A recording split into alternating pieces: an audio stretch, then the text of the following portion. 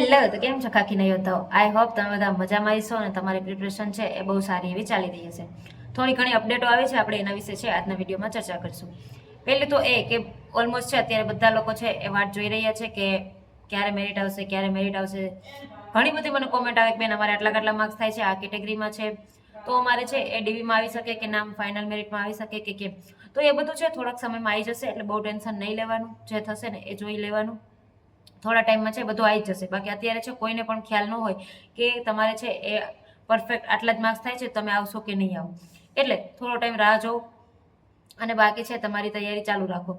કારણ કે તમને છે પછી પાછળથી આટલી તૈયારી કરવાનો ટાઈમ નહીં મળે. અત્યારે તમારી પાસે ટાઈમ છે તો ટેન્શન લેવાના બદલે છે એ તૈયારી ચાલુ રાખો, એના માટે એ છે બેસ્ટ રહેશે. બીજું એક એ છે કે આપણે જે પણ સીસીની એક્ઝામ હતી, બરાબર, એસસીબીઆરટીથી લેવાની છે, એની અપડેટ પણ આપણી સામે આવી ગઈ છે કે એસસીબીઆરટીથી લેવાશે.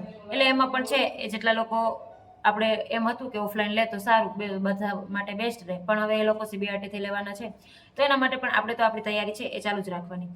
ત્રીજું એ કે ઘણી બધી મને કોમેન્ટો એવી પણ આવી હતી કે બેન તમે છે એ મેસેજમાં તમે જે કોમેન્ટ કરીએ છીએ એના રિપ્લાય કેમ નથી આપતા.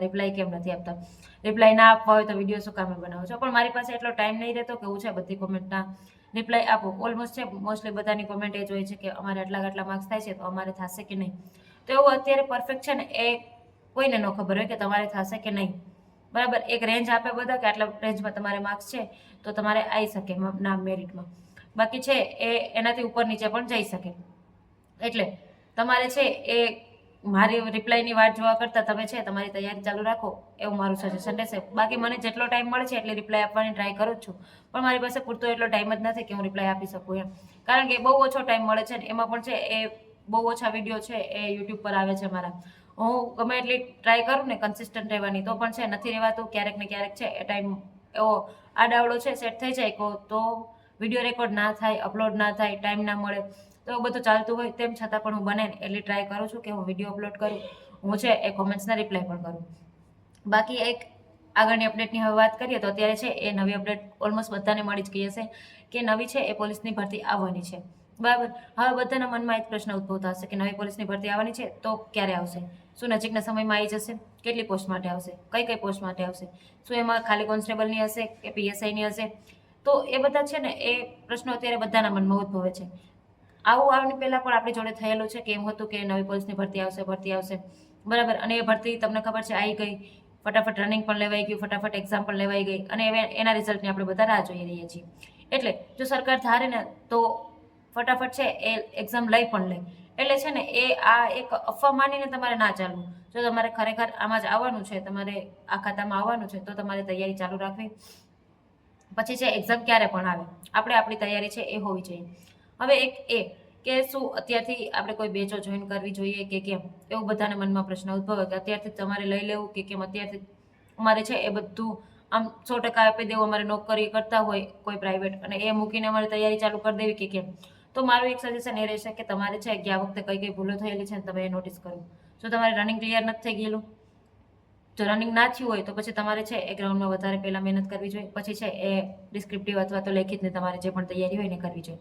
જો તમારે રનિંગ થઈ જાય છે ને તમને કોન્ફિડન્સ છે કે મારાથી રનિંગ થઈ જ જશે તો પછી છે એ આપણી રીતે સિલેબસ જોઈને સિલેબસમાં જે ટોપિક આવે પહેલાં છે ને એના રીતે તમે એકથી તૈયારી ચાલુ કરી દો ને એટલે વાંધો ના આવે. પછી તમારે બેચ કે લેવી હોય તો એ જ્યારે પણ એક્ઝામ છે એ નજીક આવવાની હોય ત્યારે 2-3 મહિનાની વાર હોય ત્યારે તમે રિવિઝન માટે લો તો બેસ્ટ રહેશે. બાકી છે એ તમે સેલ્ફ સ્ટડી પણ કરી શકો, જાતે જેટલી પણ તૈયારી કરશો અને તમે ઓલમોસ્ટ 1-2 વાર એક્ઝામ આપેલી હોય ને પછી તમને ખબર જ પડી જાય કે મારે કયા ટોપિકમાં છે વધારે ધ્યાન દેવું, કયા ટોપિકમાં ઓછું ધ્યાન દેવું, કયા ટોપિકમાંથી ક્વેશ્ચન આવે છે, કયું ઇમ્પોર્ટન્ટ છે, આ આવી શકે કે કેમ, એ ઓલમોસ્ટ બધાને ખબર પડી જાય. અને તમારી પાસે એક તો છે ને સારું સાહિત્ય હોવું જોઈએ, સારી બુક્સ તમારી જોડે વસાયેલી હોવી જોઈએ. સારી બુક હોય છે ને તો તમને છે એ વાંધો નહીં આવે. એમાંથી તમે છે એ ખબર હોય કે હું છે આના ઉપર ભરોસો કરું છું તો આમાંથી ગઈ એક્ઝામમાં કેટલું આવેલું છે, આમાંથી છે એ પૂછાય છે કે નહીં, જે ટોપિક હું કરું છું એ આવે છે કે નહીં, એવું તમે તમારી જાતે તૈયારી ચાલુ કરો ને તો અત્યારથી ચાલી જાય. કારણ કે હજી છે એ કેટલી પોસ્ટ માટે આવશે ને શું આવશે ને એ બધું હવે છે એ ધીરે ધીરે જાહેરાત થશે, પણ આવશે ખરી એ કન્ફર્મ છે. તો આપણે છે એ પછી આવે, જાહેરાત થાય ને પછી આપણે છે એ ફોર્મ ભર્યા પછી આપણે પ્રિપરેશન ચાલુ કરીએ ને પછી ઘણા બધા લોકોને ભેગું નથી થતું. પછી આપણને અફસોસ થાય કે આના કરતાં થોડીક વધારે મહેનત કરી લીધી હોત તો સારું રહે. એના કરતાં બેસ્ટ કે અત્યારથી છે થોડી થોડી તૈયારી ચાલુ કરી દો. તમે જોબ કરો છો તો જોબ સાથે તૈયારી ચાલુ કરો, કોઈ સ્ટડી કરો છો બીજું તો એની સાથે તૈયારી ચાલુ કરો. બાકી તમે છે એ સીસી માટે કરતા હશો તો મેથ્સ રિઝનિંગ તો કરતા જ હશો, તો બાકીના સબ્જેક્ટ છે એમાં થોડું વધારે ધ્યાન દેવાનું રહેશે. અને ખાસ એ કે કોઈ એક સબ્જેક્ટ ઉપર ધ્યાન નહીં દેવું કે ખાલી તમે છે એ મેથ્સ રિઝનિંગ વાળો પોર્શન કરી લો કે ખાલી છે એ જીએસ વાળો પોર્શન કરી લો, તો એવું નહીં થાય. બેમાં છે એ તમારે બેલેન્સ બનાવીને ચાલવું જોશે. બંનેમાં બેલેન્સ હશે તો જ તમે છે એક્ઝામ ક્લિયર કરી શકશો. એટલે બધા સબ્જેક્ટને છે એ અત્યારે ટાઈમ છે ને તો બધા સબ્જેક્ટને પૂરેપૂરી છે ઇમ્પોર્ટન્ટ આપવી, બરાબર છે. અને એક પણ સબ્જેક્ટ અત્યારે સ્કીપ ના કરવો, કેમ કે અત્યારે પૂરતો ટાઈમ છે કે તમે છે એ જે સબ્જેક્ટ કરવું હોય એ એકડે એકથી અત્યારે તમે કરી શકો. એટલે અત્યારે સ્કીપ ના કરવો. રિવિઝન વખતે તમે ખાલી છે એને જોઈ લો તો ચાલે. બાકી અત્યારે છે એ પૂરતું ધ્યાન આપી અને બધા સબ્જેક્ટની તૈયારી ચાલુ કરી દેવી.